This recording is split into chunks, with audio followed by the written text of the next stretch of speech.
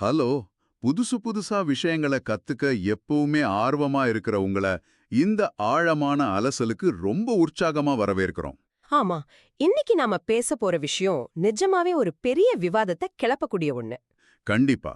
இன்னைக்கு நம்மளோட மிஷன் என்னன்னா, இந்த ஆரிஜின் எல்ஜிஎன்எஸ், அதாவது ஒரிஜின் எல்ஜிஎன்எஸ் அப்படின்னு சொல்லப்படுற ஒரு வெப் 3.0 DeFi ப்ராஜெக்ட் பத்தி அக்குவேரா ஆணிவேரா பிரிக்க போறோம். நம்மகிட்ட சில பிடிஎஃப் ஆவணங்கள், யூடியூப் வீடியோக்களோட சுருக்கங்கள், அப்புறம் சில விக்கிபீடியா கட்டுரைகளும் இருக்கு. இது எல்லாத்தையும் ஒன்னா சேர்த்து ஒரு தெளிவான முடிவுக்கு வரப்போறோம். ம். முக்கியமா இந்த ப்ராஜெக்ட் தினசரி 1% வட்டி தர்றதா சொல்றாங்க. அது எப்படி சாத்தியம்னு பலருக்கும் ஒரு கேள்வி இருக்கும். எக்ஸாக்ட்லி.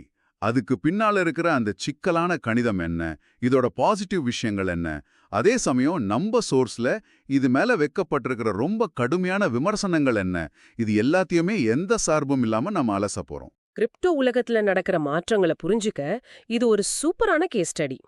ஆனா இந்த மாதிரி அட்வான்ஸ்டான திட்டங்களை புரிஞ்சுக்கணும்னா முதல்ல பணத்தோட அந்த அடிப்படை கான்செப்ட்ல இருந்து ஆரம்பிக்கிறது நல்லதுன்னு நினைக்கிறேன். ஆமா, அதான் கரெக்ட். நம்ம விக்கிபீடியா சோர்ஸ்ல வில்லியம் ஸ்டான்லி ஜெவோன்ஸ் சொன்ன அந்த பணத்துக்கான 4 முக்கிய வேலைகளை பத்தி ஒரு குறிப்பு இருக்கு. அதாவது, ஒரு பொருளை வாங்கவோ விற்கவோ பயன்படுற பரிமாற்ற ஊடகம், அப்புறம் மதிப்பை அளக்கிற கணக்கீட்டு அலகு. அப்புறம் கடனை திருப்பி செலுத்துற தரநிலை மற்றும் மதிப்பை சேமிக்கும் கருவி. கரெக்ட். இதெல்லாம் நமக்கு தெரிஞ்ச சாதாரண வங்கியல் கான்செப்ட் தான். ஆனா இத அப்படியே கிரிப்டோ உலகத்துக்கு கொண்டு வந்தா என்ன நடக்கும்? அங்கதான் விஷயமே மாறுது. ஆ இத ஒரு பரந்த கண்ணோட்டத்துல பார்த்தோம்னா ஒரு மிகப்பெரிய ஷிஃப்ட் நடந்திருக்கு. ஒரு காலத்துல தங்கம் மாதிரி நேரடியா பார்க்கக்கூடிய தொட்டு உணரக்கூடிய பொருட்களுக்கு மதிப்பு இருந்துச்சு. அப்புறம் அரசாங்கம் கேரண்டி தர்ற ஃபியட் பணம் வந்துச்சு. அதாவது நம்ம பிறப்பர் பணம். ஆமா. ஆனா இப்ப எந்த அரசாங்கமும் இல்லாம, எந்த பௌதீக பொருளும் இல்லாம, வெறும் கம்ப்யூட்டர் கோடுகள் மேல மக்கள் வைக்கிற நம்பிக்கை தான் இந்த கிரிப்டோ கரன்சி. குறிப்பா DeFi 3.0 அப்படின்னு சொல்லப்படுற இந்த பரவலாக்கப்பட்ட நிதி உலகத்துல நடக்கிற மாற்றங்கள் ரொம்பவே ஆச்சரியமானது. அந்த DeFi 3.0 கான்செப்ட்ல தான் ஜூன் 2020ல காம்பவுண்ட் ஃபினான்ஸ் மாதிரி திட்டங்கள் ஈல்ட் ஃபார்மிங் அப்படிங்கிற ஒரு முறையை அறிமுகப்படுத்தினாங்க. ஈல்டு ஃபார்மிங்னா உங்க கிரிப்டோவை சும்மா வச்சிருக்காம அத ஒரு சிஸ்டம்ல லாக் பண்ணி வச்சா அதுக்கு வட்டியா புது டோக்கன்கள் கிடைக்கும். அதனே அதேதான். இந்த ஐடியாவோட அடுத்த கட்ட பரிணாம வளர்ச்சி தான் இன்னைக்கு நம்ம பார்க்க போற ஆரிஜின் எல்ஜிஎன்எஸ். இப்போ இந்த ப்ராஜெக்ட் பத்தின சில அடிப்படை தகவல்களை பார்ப்போம். சொல்லுங்க. மார்ச் 7ஆம் தேதி 2024 அன்னைக்கு வெறும் $4 விலையில ஆரம்பிக்கப்பட்ட இந்த திட்டம் பாலிகான் பிளாக் செயின்ல இயங்குது. இதுல கவனிக்க வேண்டிய ஒரு முக்கியமான டேட்டா என்னன்னா, இதுல 137 ஸ்மார்ட் கான்ட்ராக்டுகள் இருக்கு. 137 கான்ட்ராக்ட்ஸா? இத சர்டிக் அமைப்பால தணிக்கை செய்யப்பட்டிருக்குன்னு நம்ம சோர்ஸ்ல இருக்கு. இது ஒரு அல்காரிதம் அடிப்படையிலான நிலையற்ற நாணயம். அதாவது அல்காரிதமிக் நான் ஸ்டேபிள் காயின்.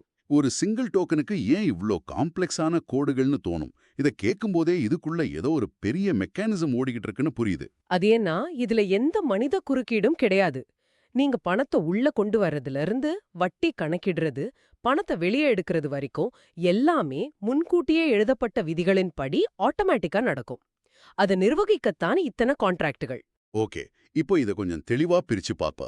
இந்த திட்டத்தோட மையமே அவங்க சொல்ற அந்த ஆட்டோ காம்பவுண்டிங், அதாவது கூட்டு வட்டிக்கான கணிதம் தான். இந்த கணிதத்தை நம்ம ரொம்ப கவனமா பார்க்கணும். கண்டிப்பா. நம்ம சோர்ஸ்ல கொடுத்திருக்கிற அந்த எண்களை வச்சு ஒரு முதலீட்டு உதாரணத்தை இப்போ அக்குவேரா ஆணிவேரா உடைக்க போறோம். நீங்க இதை கொஞ்சம் உன்னிப்பா கவனிக்கணும். நீங்க ஒரு 100 எல்ஜிஎன்எஸ் டோக்கன்களை ஸ்டேக் செய்றீங்கன்னு வச்சுப்போம். அதாவது 100 டோக்கன்களை முதலீடு செய்றீங்க. சரி, இதுக்கு வட்டி எப்படி கணக்கிடுறாங்க? அங்கதான் ட்விஸ்ட். மாசத்துக்கோ வருஷத்துக்கோ கிடையாது. ஒவ்வொரு 8 மணி நேரத்துக்கும் உங்களுக்கு 0.2% ஸ்டேக்கிங் ரிவார்டு கிடைக்குது. அப்போ ஒரு நாளைக்கு 3 தடவை? ஆமா. இத கணக்கு பண்ணினா ஒரு நாளைக்கு தோராயமா 0.6% வட்டி.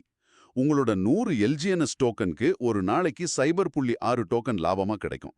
அப்போ ஒரு மாசத்துக்கு கணக்கு போட்டா 30 நாள்னு வச்சுக்கிட்டா தோராயமா 18 எல்ஜிஎன்எஸ் டோக்கன்கள் மாச லாபமா கிடைக்கும்.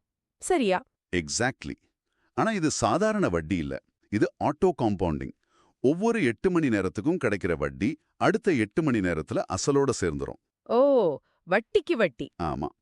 இப்போ இதுக்கு நடுவுல நீங்க ஒரு லாஜிக்கான முதலீட்டாளரா இருந்து ஒவ்வொரு மாசமும் உங்க பேலன்ஸ்ல இருந்து 10%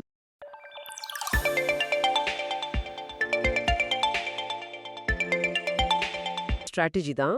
இப்படி மாசம் 10% வித்ட்ரா செஞ்சா 3 வருஷத்துல என்ன ஆகும்னு நினைக்கிறீங்க? பாரம்பரிய முதலீட்டுல நீங்க மாசம் 10% பணத்தை வெளியே எடுத்தா சீக்கிரமே உங்க அசல் காலியாகிடும். ஆனா இங்க கூட்டு வட்டி இருக்கிறதால ரிசல்ட் வேற மாதிரி இருக்கும். ரொம்பவே வேற மாதிரி இருக்கும். முதல் வருஷத்தோட முடிவை பார்ப்போம். உங்க மாதாந்திர லாபம், அதுல நீங்க ஒவ்வொரு மாசமும் எடுக்கிற 10% வித்ட்ராவல், இது எல்லாம் போக முதல் வருஷத்தோட முடிவில் உங்க கையில தோராயமா 308.24 டோக்கன்கள் இருக்கும். ஒரு நிமிஷம், நீங்க மாசம் 10% பணத்தை வெளியே எடுத்துக்கிட்டே இருந்தும் உங்க அசல் 100ல இருந்து 308 மாறிடுச்சா? ஆமா, அதாவது வெறும் லாபம் மட்டுமே 208.24 டோக்கன்கள். இதுதான் அந்த அல்காரிதமோட பவர். இப்போ 2வது வருஷத்துக்கு வருவோம். அதே 308 டோக்கன்ல இருந்து ஆரம்பிக்கிறோம். கரெக்ட். அதே ஆட்டோ காம்பவுண்டிங், அதே 10% மாதாந்திர வித்ட்ராவல். 2வது வருஷ முடிவில் உங்ககிட்ட தோராயமா 951.03 டோக்கன்கள் இருக்கும். லாபம் மட்டுமே 642க்கு மேல. இது நம்ப முடியாத அளவுக்கு ஒரு வளர்ச்சி பாதையா இருக்கு. அப்போ 3வது வருஷ முடிவுல என்ன ஆகும்? 3வது வருஷம் அந்த 951ல தொடங்கி வருஷத்தோட முடிவுல உங்க வசம் தோராயமா 2937.25 டோக்கன்கள் இருக்கும். வாவ், 2900க்கு மேல. ஆமா, இதுல லாபம் மட்டும் 1986 டோக்கன்கள்.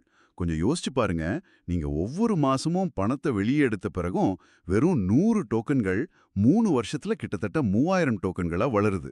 ஆனா இதுல கவனிக்க வேண்டிய இன்னொரு பயங்கரமான விஷயம் என்ன தெரியுமா? நம்ம சோர்ஸ்ல கொடுத்திருக்கிறபடி ஒருவேளை அந்த முதலீட்டாளர் எந்த பணத்தையுமே வெளியே எடுக்காம அப்படியே முழுசா காம்பவுண்டா விட்டுட்டா என்ன நடக்கும்னு ஒரு கணக்கு இருக்கு. அது என்ன கணக்கு? ஒரு வருஷத்துல ஒரு டோக்கன் 25.72 டோக்கனா மாறும். அதுவே 3 வருஷத்துல வெறும் ஒரு டோக்கன் பிரம்மாண்டமா 17,017 டோக்கன்களா மாறும். இதுதான் அந்த கூட்டு வட்டியோட மாயாஜாலம். இதை கேட்கும்போது உங்களுக்குள்ள ஒரு கேள்வி கண்டிப்பா எழும். எனக்கும் எழுந்தது. இவ்ளோ பணம் எங்கிருந்து வருது? இது நிஜமாவே சாத்தியம்தானா? சும்மா காத்திலிருந்து பணத்தை உருவாக்க முடியாது இல்லையா?